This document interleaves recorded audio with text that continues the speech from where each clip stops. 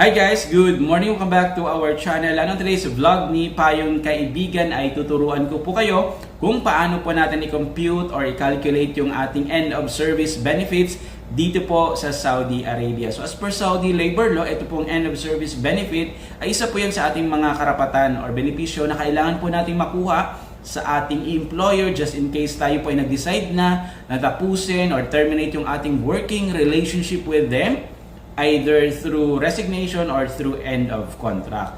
At ito po ay applicable or covered po neto yung ating mga kababayan na skilled workers, ganun din po yung mga domestic workers. Of course, subject to certain conditions. So sana po tapusin niyo pong panoorin ang video na ito hanggang dulo at sana ay may matutunan po kayo. Don't worry guys, hindi lamang po theory yung ating pag-uusapan dito kasi I'll be sharing with you real life example kung magkano po yung nakuha ko na end of service